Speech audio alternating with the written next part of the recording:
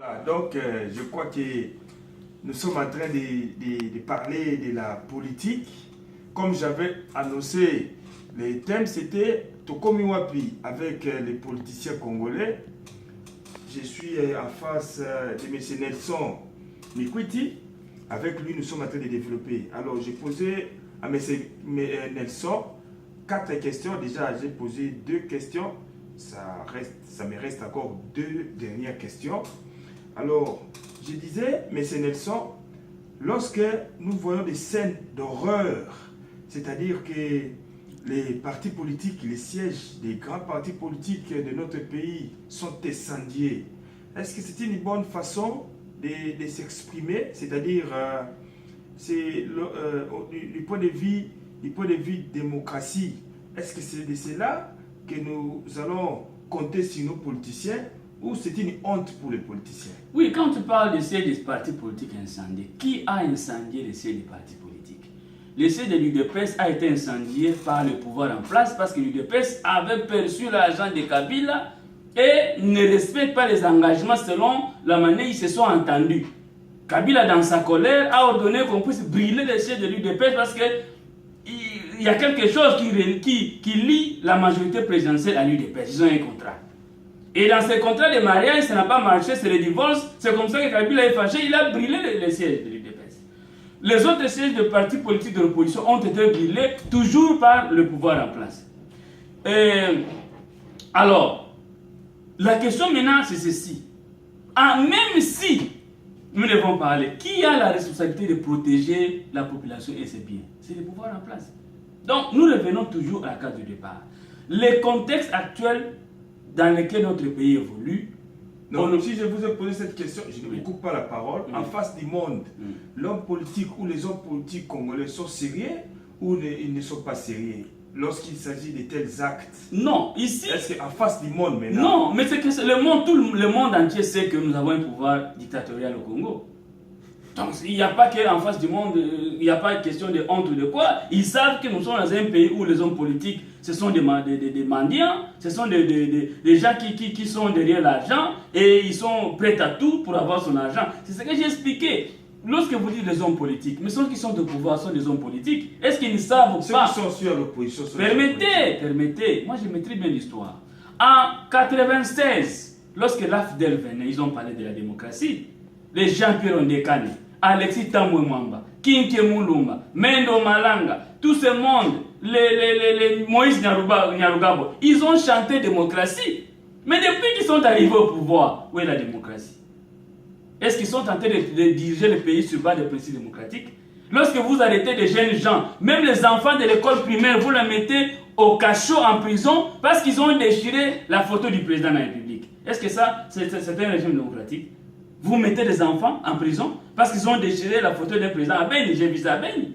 Ou à Bouté, moi je ne me trompe pas. Donc, ici, le problème que nous avons, c'est que nous n'avons pas un pouvoir démocratique, nous n'avons pas un régime démocratique, le pays n'est pas démocratique. Donc, nous devons nous battre pour arracher les droits individuels ou les droits à l'expression. Donc, il n'y a pas question de honte. Personne ne sait pas ce qui se passe. Même les diables savent que Kabila c'est un dictateur.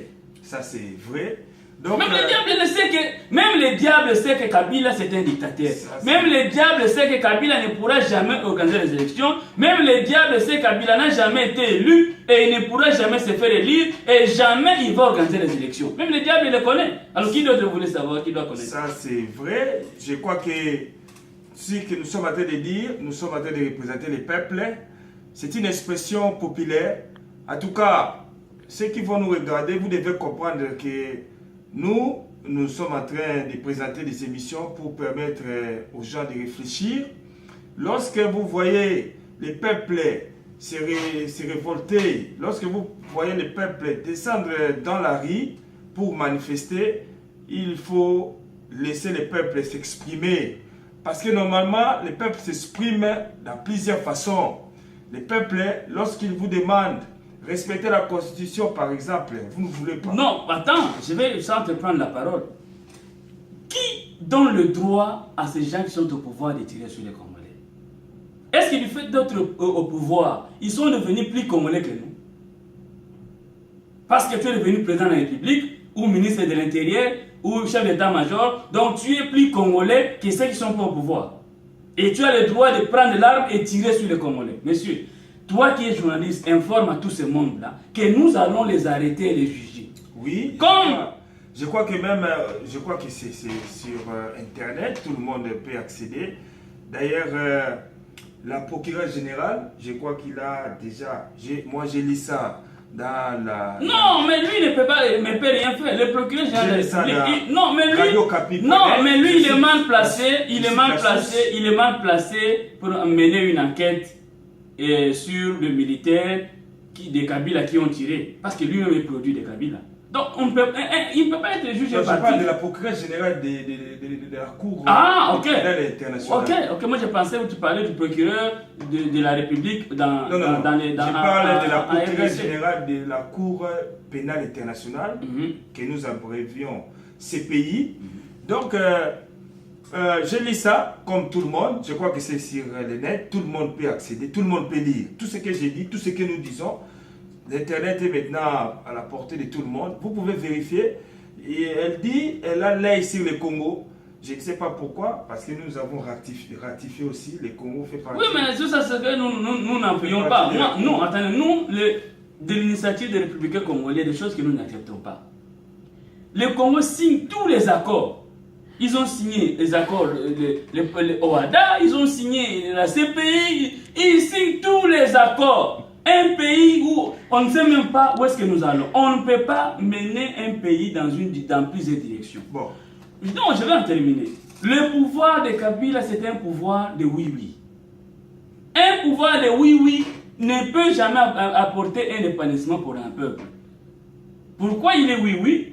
Parce qu'il est issu de ces gens-là. Et il ne peut pas dire non. Même si aujourd'hui on lui demandait que, voilà, nous voulons utiliser le fleuve Congo, qu'aucun Congolais n'accède au fleuve Congo, Kabila va signer. Parce que ça ne lui intéresse pas. Kabila, son cordon ombilical n'est pas au Congo. Bon, ça, ce sont des propos des politiciens. Moi, je prends part du peuple parce que normalement, je disais, lorsque vous voyez un peuple se soulever, sachez que le peuple est en train de passer un message.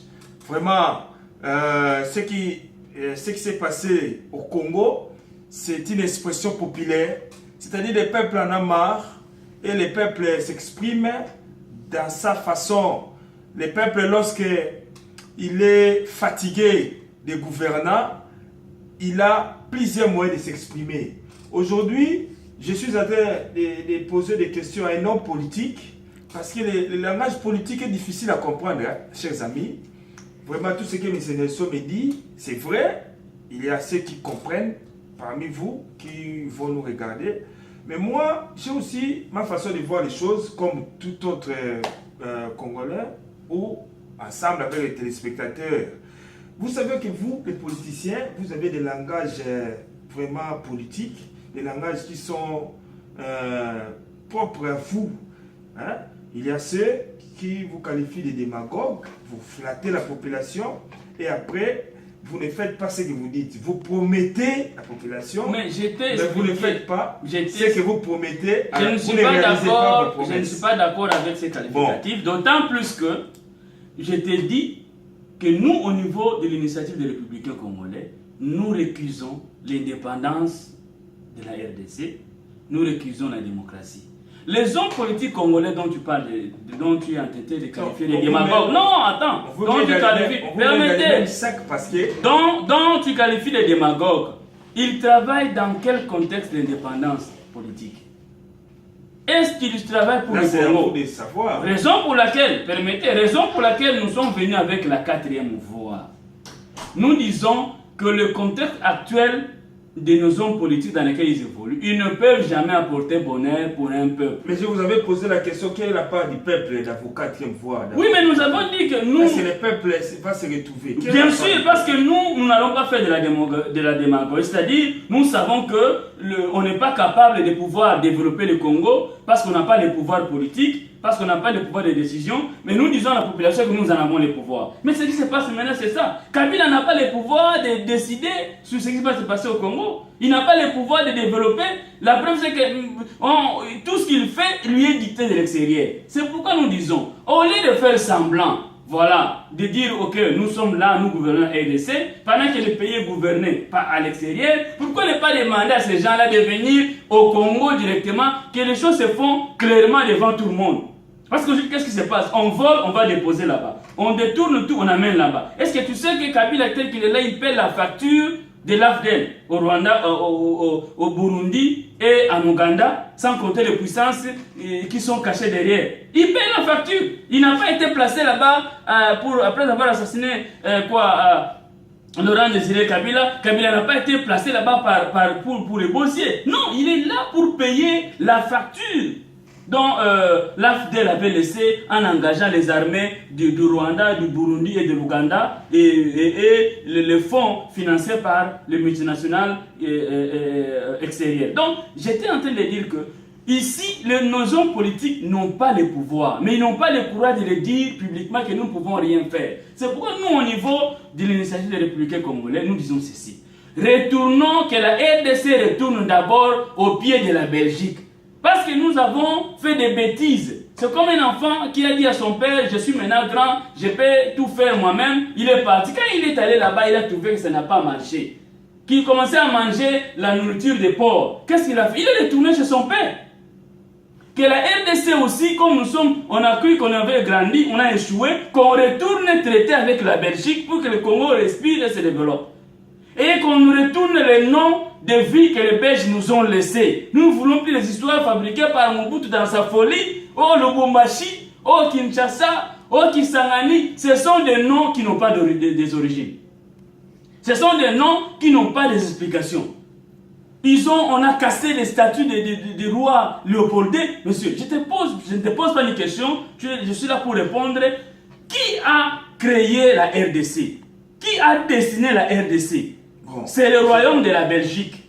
Aujourd'hui, nous évoluons au Congo, nous avons mis la Belgique de côté. Ça nous a coûté les yeux de la tête. Et nous sommes en train de souffrir aujourd'hui. Voilà, comme conséquence, on nous amène un président dont on ne connaît pas d'où il vient.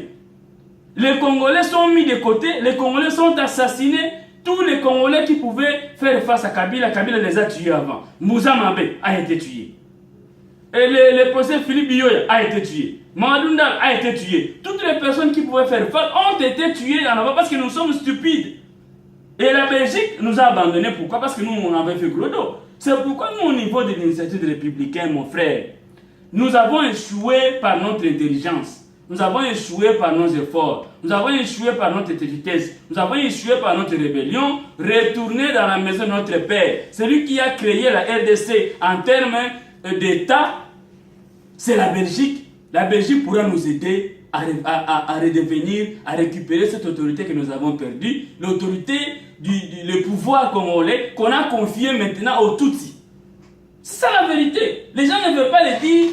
Ils n'ont pas le courage de le dire. Moi, j'ai le courage de le dire. Les Tutsis ont gagné la guerre en République démocratique du Congo et ils sont en train de gouverner le pays. Le pays est entre leurs mains maintenant. Ils ont l'argent de la République, ils ont l'armée de la République, ils ont la police, ils ont toutes les forces de la République. C'est entre leurs mains. Donc, c'était pour dire que nous voulons être réalistes. Notre frère, mon frère, nous battons maintenant pour que nous récupérons d'abord notre pouvoir. S'il faut accepter que d'autres peuples viennent habiter chez nous, comme les Congolais habitent aussi dans d'autres pays, nous ne refusons pas. Nous ne refusons pas que les Tutsis habitent au Congo ou que les Hutus habitent au Congo, mais nous disons que nous voulons récupérer le pouvoir congolais que les multinationales ont donné au prix du sang à un peuple qui est étranger en République démocratique du Congo. Je ne vous coupe pas la parole, mais je voudrais, moi, de mon côté, rappeler, lorsque vous voyez un peuple se soulever, je rappelle, parce que le peuple en a marre. Hein? Je sais que tout ce que nous faisons aujourd'hui, ce n'est pas pour rien que nous sommes en train de faire ceci. C'est un message que nous lançons aux gens qui doutent encore du peuple congolais. aux gens qui prennent encore les peuples congolais pour des peuples amnésiques. Le peuple congolais n'est pas un peuple amnésique. C'est un peuple qui avertit. Hein? Le peuple congolais est un peuple qui est très pernicieux lorsqu'il veut prendre une décision. Donc, lorsque vous voyez les peuples casser, les peuples brûler les biens publics, par exemple, ce n'est pas pour rien. Ça signifie que le peuple en a marre, le peuple est fatigué. Les hommes politiques aiment parler. Je crois que M. Nelson n'est pas le premier, hein, chers amis. Mais c'est non, c'est ça. Non, c'est Nelson est en train de dire cette façon de parler, c'est que nous rejetons. Je ne vous minimise pas, M. Nelson. Les hommes politiques ne sont pas le même. Parce que je t'ai dit que les hommes politiques de notre pays ne fonctionnent pas sur base d'une idéologie. Ils fonctionnent, permettez, sur base des intérêts. Que la majorité passe. Les intérêts de leur propre famille. C'est pourquoi je dis ceci. Nous avons une idéologie. Nous proposons le retour de la RDC entre les mains de la Belgique pour récupérer notre pouvoir. Parce qu'aujourd'hui, le pouvoir congolais est entre les mains des étrangers. Admettons que Kabila est un Congolais. Mais Kabila est dans un pouvoir où il n'a rien à dire. Il est dans un système où lui ne peut rien faire. Il ne peut pas décider. Je voulais finir. Kabila fonctionne dans un système qu'on appelle ici le webinar, c'est-à-dire un système Internet ou avec Skype avec le Rwanda. Le président qui agit en RDC, c'est le président Kagame du Rwanda, avec son parrain, le président ougandais Yoweri Museveni. Ce sont eux qui sont les représentants des multinationales de pouvoir, c'est eux qui dirigent la RDC. Kabila n'est qu'une marionnette qui s'utilise pour leurs intérêts. Les jours où ils vont décider le départ de Kabila, il ne fera pas 2 minutes. Écoutez, je vais te raconter une chose. À l'époque de Mobutu, quand Mobutu était encore président, les gens l'appelaient homme fort. Mais moi, je ne l'appelais pas homme fort. J'ai des gens qui me connaissent très bien. Je connaissais comment Mobutu fonctionnait, mais je n'étais pas dans son système. Et je leur disais que Mobutu n'était pas un président de la République, c'était une marionnette. Non, il est fou, il est dictateur. J'ai dit non.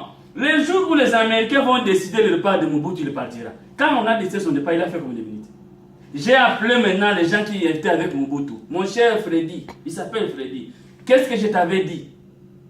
Oh non, Yo Zaragandoki. C'est la réponse qu'il m'a donnée. Que toi, tu parles comme un sorcier. Je lui ai dit, je t'avais très bien dit que vous fonctionnez par la force de puissance des États-Unis. Les jours où l'Amérique dira que, monsieur, tu parles le matin, il dort. C'est pour dire que nous n'avons pas un pouvoir congolais. Le pouvoir est jusqu'à présent en Belgique.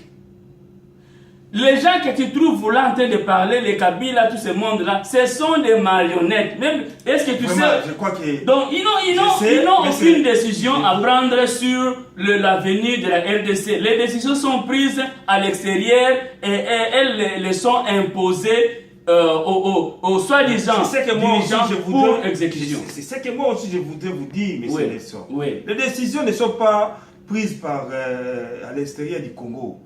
La décision sera prise par le peuple congolais lui-même.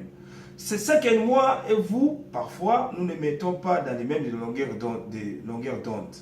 Donc, je ne suis pas contre vous. Moi, je vous mets dans un même sac. Pourquoi? Parce que le peuple a beaucoup souffert.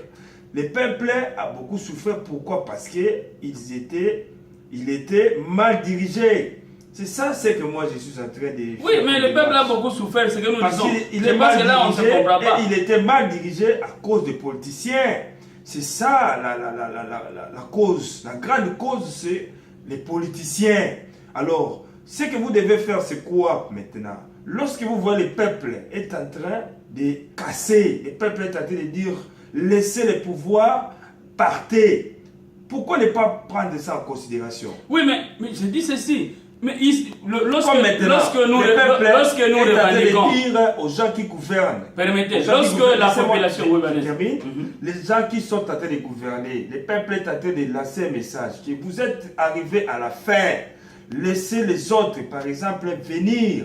Lorsque vous avez terminé votre mandat, à toute tranquillité, laisser les autres prendre la place. Le peuple est en train de parler, le peuple est en train de dire aux gens qui sont en train de dire. Attendez. Actuellement, c'est ça. Je vais vous laisser la parole. Moi, je parle. Je te comprends, mais lorsque vous parlez à un sourd, mieux, vous voulez avoir quelle réponse? Lorsque vous parlez à un démon, vous voulez avoir quelle réponse? Les gens qui sont au pouvoir chez nous, ils sont comparés à des sourds muets, ils sont comparés à des démons. Donc, ils n'ont pas même le temps de réfléchir. Le soir. Non, ils ont des oreilles. Non! C'est-à-dire, ils voient ce qui se passe. Non! À la cité. Regardez. Il y a maintenant on reconnaît l'arbre par ses fruits, jeune homme. Tu me diras pas que tu ne verras pas un manguier, tu vois les avocats dans un manguier. Je suis un responsable, mais ce Nelson doit comprendre que le peuple ne veut plus de discours, le peuple a besoin des actions. Actuellement, nous avons besoin d'une solution parce que le peuple continue à souffrir. Oui, mais nous, je suis d'accord avec toi, je ne te prends pas la parole un peu, mais je dis ceci, que nous sommes en train de travailler, nous au niveau de l'initiative des Républicains congolais, pour préparer un héros, quelqu'un qui va prendre le flambeau pour sauver la RDC. Et cette personne-là, d'abord, nous devons retourner chez le Père Créateur en termes de la cartographie de la RDC pour que notre... Vous voulez renouer avec la Belgique? Oui. Donc nous voulons qu'on retourne, qu'on réhabilite la Belgique. On doit réhabiliter les statuts. Pendant que les Belges ont frappé, non. Ont frappé nos ancêtres, pendant que les Belges... Alors comparez les exactions. Attendez, comparons les exactions. Mais ce que Kabila est en train de faire, les Belges n'ont pas tiré sur le ventre des gens, comme ça dans une marche. Mais on ne peut pas déshabiller ces... Au moment où je parle avec toi. Non, pourquoi nous voulons revenir seulement sur le méfait de la colonisation, pendant que Mobutu a... Tu sais que Mobutu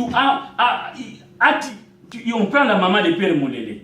Mobutu a pris la maman de Pierre Moulele. On l'a attaché la corde dans les jambes. On l'a tiré d'une jeep de militaire sur au moins 12 km. Qu'est-ce que la maman de Pierre Moulele a fait pour mériter cette mort?